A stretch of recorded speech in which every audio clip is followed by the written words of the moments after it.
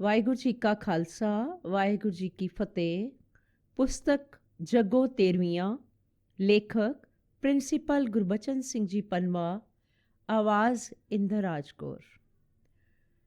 ਕੋਈ ਬਾਹਰਲੀ ਸ਼ੈ ਤੁਹਾਡੇ ਘਰ ਰਹਿੰਦੀ ਹੈ। ਗੁਰਮਤਿ ਗਿਆਨ ਮਿਸ਼ਨਰੀ ਕਾਲਜ ਲੁਧਿਆਣਾ ਦੀ ਸੇਵਾ ਸੰਭਾਲਣ ਉਪਰੰਤ ਜ਼ਿੰਦਗੀ ਦੇ ਰੁਝੇਵੇਂ ਬਹੁਤ ਵੱਧ ਗਏ ਹਨ।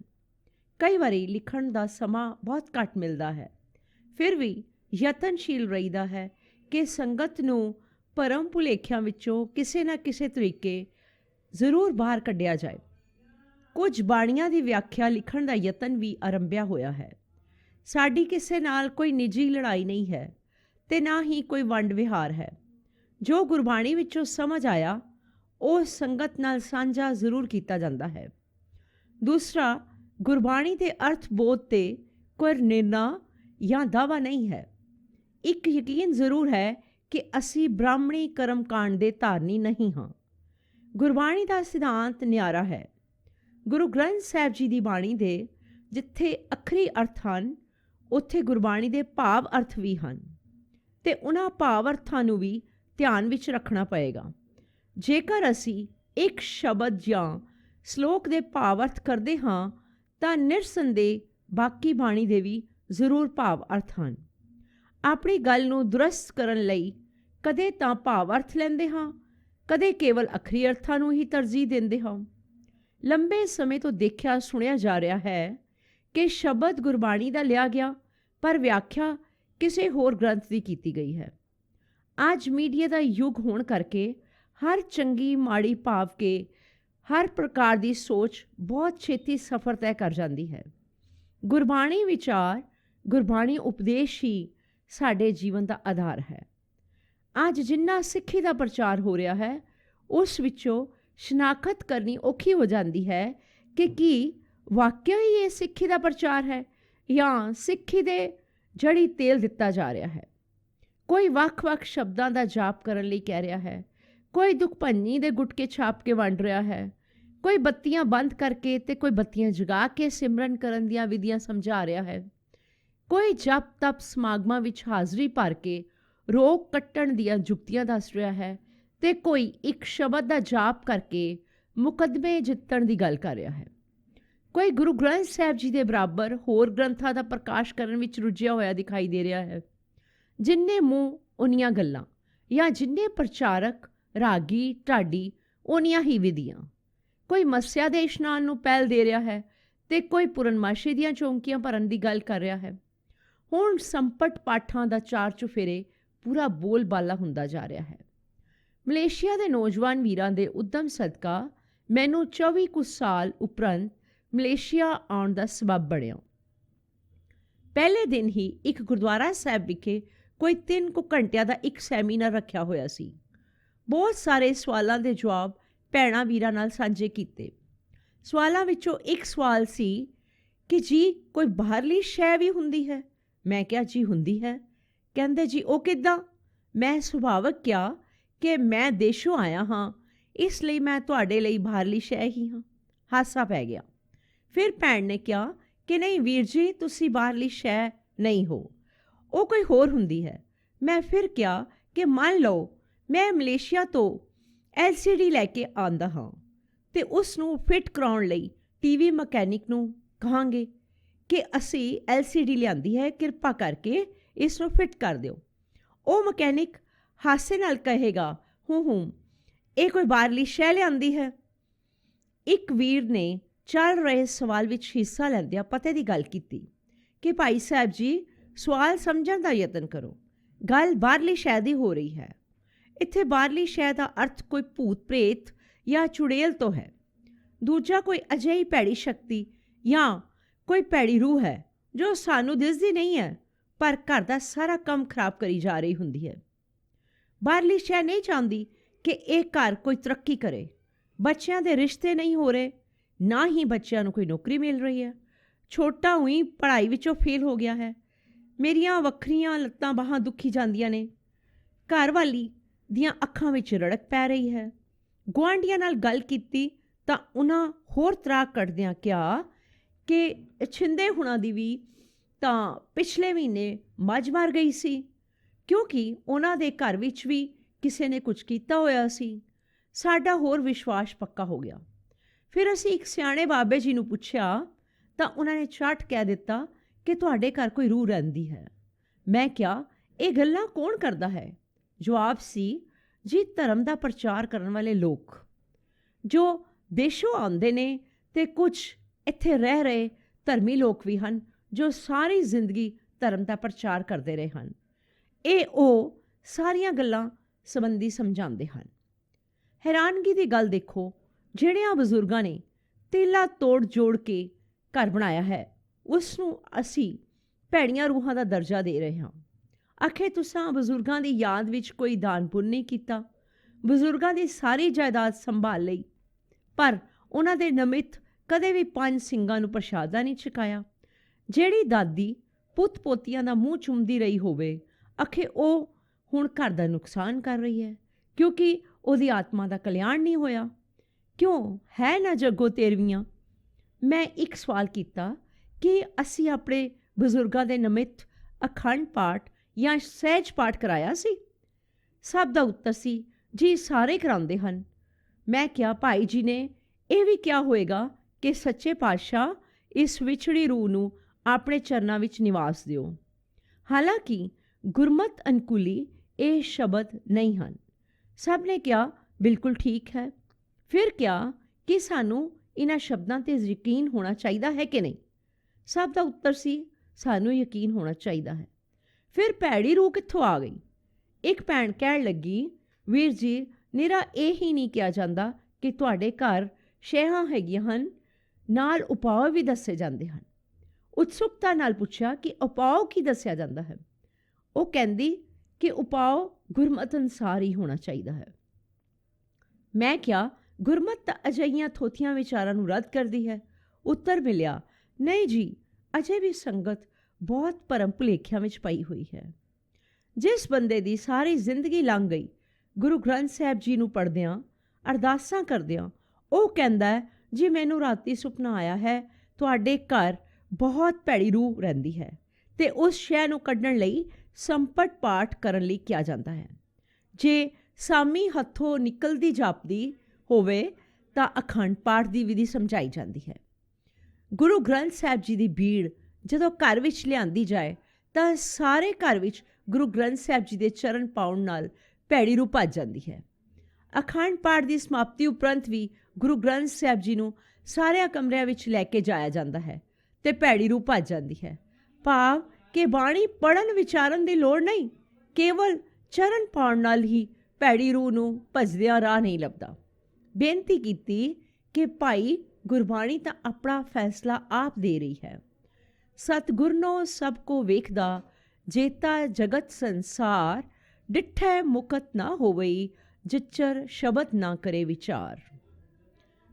ਜਦੋਂ ਮਾਂ ਹੀ ਆਪਣੇ ਬੱਚਿਆਂ ਨੂੰ ਜ਼ਹਿਰ ਦੇਣ ਲੱਗ ਪਏ ਤਾਂ ਬੱਚਿਆਂ ਦਾ ਕੌਣ ਰਾਖਾ ਹੋ ਸਕਦਾ ਹੈ? ਜਦੋਂ ਪ੍ਰਚਾਰਕ ਸ਼੍ਰੇਣੀ ਹੀ ਘਰ ਵਾਲਿਆਂ ਨੂੰ ਭੈੜੀ ਸ਼ੈ ਘਰੋਂ ਬਾਹਰ ਕੱਢਣ ਲਈ ਕਹਿਣ ਤਾਂ ਫਿਰ ਕੌਮ ਦਾ ਤਾਂ ਰੱਬ ਹੀ ਰਾਖਾ ਹੈ। ਫਿਰ ਕਿਸੇ ਨੂੰ ਮਾਰਨ ਦੀ ਕੀ ਲੋੜ ਹੈ? ਅਸੀਂ ਆਪੇ ਹੀ ਤਬਾਹੀ ਵੱਲ ਵੱਧ ਰਹੇ ਹਾਂ। ਵਾਹਿਗੁਰੂ ਜੀ ਕਾ ਖਾਲਸਾ, ਵਾਹਿਗੁਰੂ ਜੀ ਕੀ ਫਤਿਹ। ਗੁਰਮਤਿ ਸਮਾਗਮਾਂ 'ਚ ਦੋਹਰੀ ਮਾਰ। 30 ਕੁ ਸਾਲ ਪਹਿਲੇ ਪਰਿਵਾਰਿਕ ਰਿਸ਼ਤਿਆਂ ਵਿੱਚੋਂ ਇੱਕ ਬਰਾਤ ਵਿੱਚ ਜਾਣ ਦਾ ਸਬਬ ਬਣਿਆ। ਹੁਣ ਵਾਂਗ ਮੈਰਿਜ ਪੈਲੇਸ ਨਹੀਂ ਹੁੰਦੇ ਸਨ। ਪੇਂਡੂ ਬਰਾਤਾਂ ਵਿੱਚ ਮਨ ਪਰਚਾਵੇ ਦਾ ਸਾਧਨ ਜ਼ਿਆਦਾਤਰ ਲਾਊਡ ਸਪੀਕਰ ਹੀ ਹੁੰਦੇ ਸਨ। ਉਂਝ ਦੁਪਹਿਰ ਨੂੰ ਇਲਾਕੇ ਦੇ ਭੰਡ ਵੀ ਬਰਾਤੀਆਂ ਦਾ ਮਨ ਪਰਚਾਵਾ ਕਰਨ ਲਈ ਹਾਜ਼ਰ ਹੋ ਜਾਂਦੇ ਸਨ। ਜਿਹਦੇ ਘਰ ਵਿੱਚ ਕੋਈ ਪੁੱਛ ਪ੍ਰਤੀਤ ਨਾ ਹੋਵੇ, ਵਿਆਹਾਂ ਸ਼ਾਦੀਆਂ ਵਿੱਚ ਉਹ ਬੰਦਾ ਵਾਧੂ ਦੇ ਕੰਮਾਂ ਲਈ ਮੁਤਬਰ ਗਿਣਿਆ ਜਾਂਦਾ ਸੀ। ਹੋਰ ਕੋਈ ਭੰਡਾਂ ਨੂੰ ਪੁੱਛੇ ਜਾਂ ਨਾ ਪੁੱਛੇ, ਪਰ ਭੰਡੂ ਫਟਾਫਟ ਉਬੜਵਾਏ ਉੱਠਦਾ ਹੋਇਆ ਵਿਚਾਰੇ ਭੰਡਾਂ ਦੀ ਪੂਰੀ ਤਰ੍ਹਾਂ ਪੁੱਛ ਪੜਤਾਲ ਕਰਨ ਲੱਗ ਜਾਂਦਾ ਸੀ, ਜਿਵੇਂ ਇਸ ਨੂੰ ਅਸਮਾਨੋਂ ਡਿੱਗਿਆ ਕੰਮ ਮਿਲਿਆ ਹੋਵੇ। ਇਹ ਸਮਝਦਾ ਸੀ ਮੈਂ ਬਹੁਤ ਵੱਡੇ ਮਾਰਕੇ ਦਾ ਕੰਮ ਕਰ ਰਿਹਾ ਹਾਂ। ਮੀਰਜ਼ਾਦਿਆਂ ਨਾਲ ਇੰਜ ਗੱਲ ਕਰਦਾ ਹੁੰਦਾ ਸੀ ਜਿਵੇਂ ਸਾਰੇ ਘਰ ਦੀ ਮੁਖਤਿਆਰੀ ਇਹਦੇ ਪਾਸ ਹੀ ਹੁੰਦੀ ਹੋਵੇ। ਕਿੱਥੋਂ ਆਏ ਹੋ? ਹੋਰ ਕਿਹੜੀ ਬਰਾਤ ਵਿੱਚ ਜਾ ਰਹੇ ਹੋ ਆਦਿ ਕਈ ਸਵਾਲ ਪੁੱਛਣੇ। ਭੰਡਾਂ ਵਿਚਾਰਿਆਂ ਜੀ ਕਰਦਿਆਂ ਪਹਿਲਾਂ ਤਾਂ ਪਰਿਵਾਰ ਦੀਆਂ ਤਾਰੀਫਾਂ ਦੇ ਪੁੱਲ ਬਣਨੇ, ਫਿਰ ਆਪਸ ਵਿੱਚ ਕੁੱਟ ਕਟਈਆ ਕਰਕੇ ਬਣਦਾ ਸਰਦਾ ਆਪਣਾ ਲਾਗ ਲੈਣ ਲਈ ਹਰੇਕ ਦੇ ਅੱਗੇ ਤਰਲੇ ਕਰਨੇ। ਕਈ ਪਰਿਵਾਰ ਵੀ ਲੋਹੇ ਦਾ ਥਣ ਹੁੰਦੇ ਸਨ। ਉਹ ਵੀ ਲੱਗਦੇ ਚਾਰੇ ਘੱਟ ਤੋਂ ਘੱਟ ਪੈਸਾ ਧੇਲਾ ਭੰਡਾਂ ਨੂੰ ਦੇਣ ਵਿੱਚ ਆਪਣੀ ਭਲਾਈ ਸਮਝਦੇ ਸਨ। ਪਰਿਵਾਰ ਨੂੰ ਪਤਾ ਹੁੰਦਾ ਸੀ ਕਿ ਅਜੇ ਸਾਰਾ ਦਿਨ ਪਿਆ ਹੋਇਆ ਹੈ, ਪਤਾ ਨਹੀਂ ਹੋਰ ਕਿੰਨਿਆਂ ਨੇ ਆਉਣਾ ਹੈ। ਜਦੋਂ ਕੋਈ ਪਰਿਵਾਰ ਜਾਂ ਬਰਾਤ ਵਾਲੇ ਜੇਬ ਢਿੱਲੀ ਨਹੀਂ ਕਰਦੇ ਸਨ ਤਾਂ ਭੰਡ ਆਪਣਾ ਅਖੀਰੀ ਹਥਿਆਰ ਵਰਤਦੇ ਸਨ ਕਿ ਭਈ ਅਸੀਂ ਬਾਬੇ ਮਰਦਾਨੇ ਦੀ ਔਲਾਦ ਵਿੱਚੋਂ ਹਾਂ, ਤੇ ਨਾਲ ਹੀ ਗੁਰੂ ਨਾਨਕ ਸਾਹਿਬ ਤੇ ਭਾਈ ਮਰਦਾਨੇ ਦਾ ਕੋਈ ਗੀਤ ਗਾ ਕੇ ਸੁਣਾਉਣਾ ਸ਼ੁਰੂ ਕਰ ਦਿੰਦੇ ਸਨ।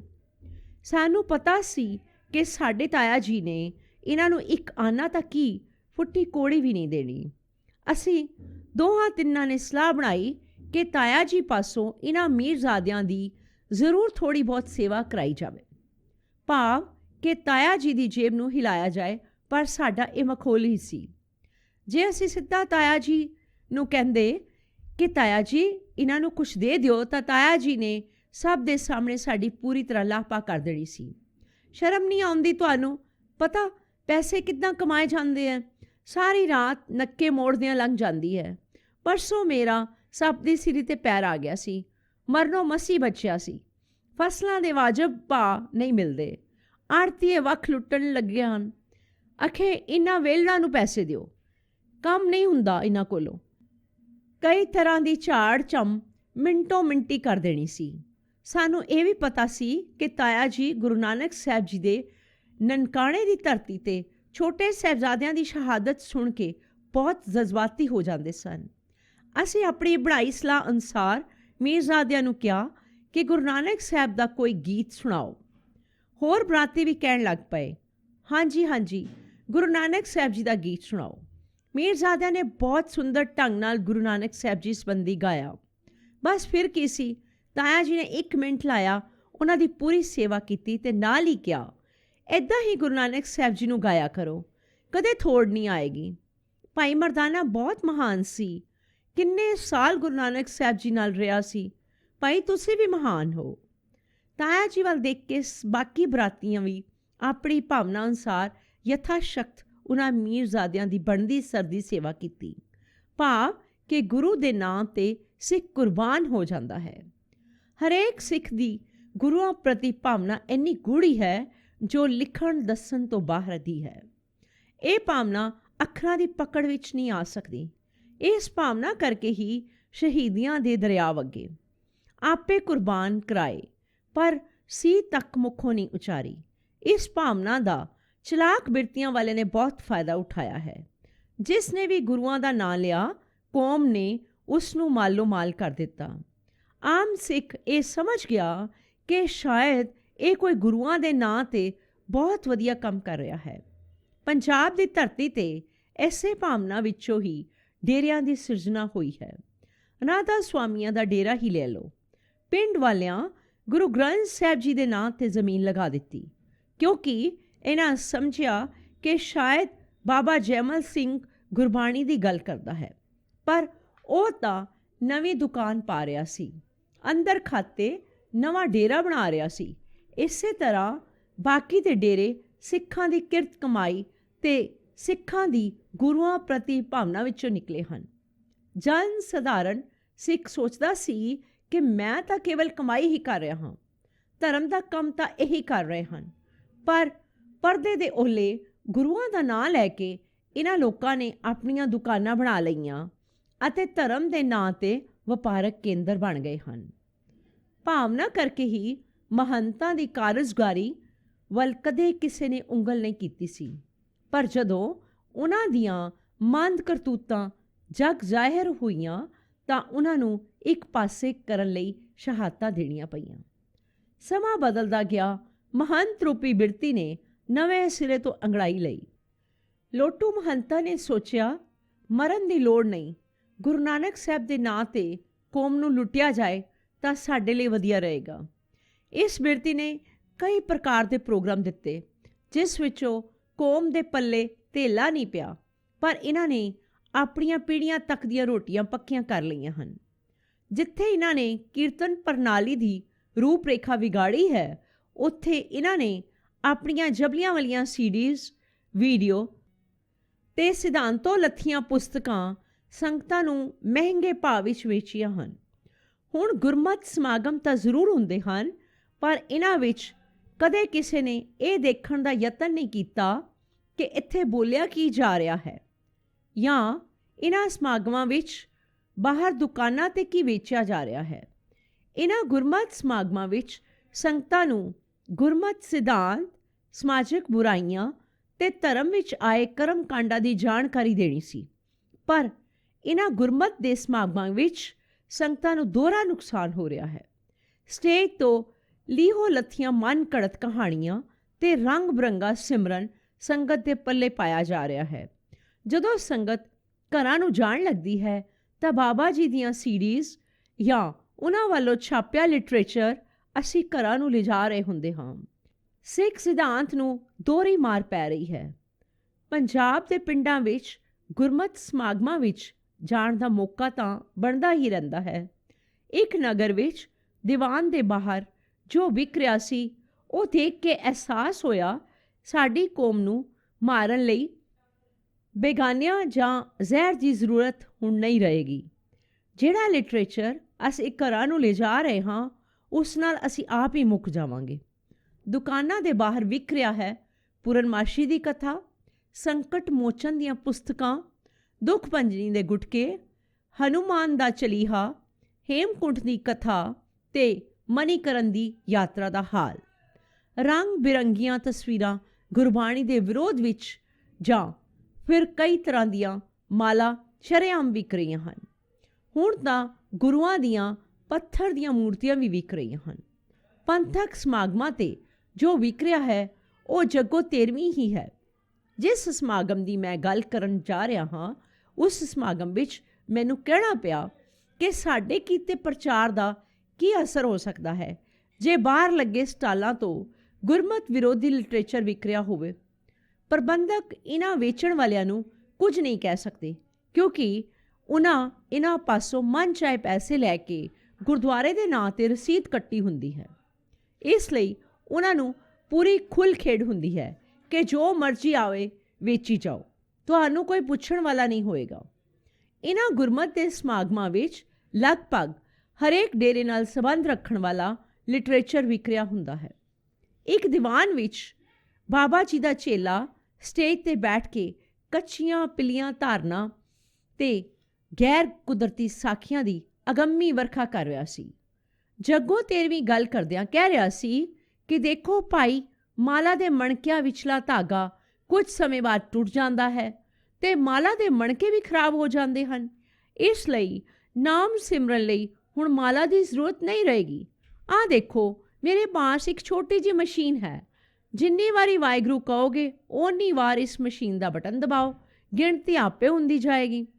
ਇਹ ਮਲੇਸ਼ੀਅਨ ਕਰੰਸੀ 20 ਰਿੰਗਿਟ ਦੀ ਹੈ, ਭਾਵ ਕਿ ਭਾਰਤੀ ਕਰੰਸੀ ਅਨੁਸਾਰ 320 ਰੁਪਇਆਂ ਦੀ। ਬਾਹਰ ਸਾਡੇ ਸਟਾਲ ਤੋਂ ਤੁਸੀਂ ਆਰਾਮ ਨਾਲ ਖਰੀਦ ਸਕਦੇ ਹੋ। ਇੱਕੋ ਦੀਵਾਨ ਵਿੱਚ ਹੀ ਸੈਂਕੜਿਆਂ ਦੀ ਗਿਣਤੀ ਵਿੱਚ ਮਸ਼ੀਨਾਂ ਵਿਕ ਗਈਆਂ।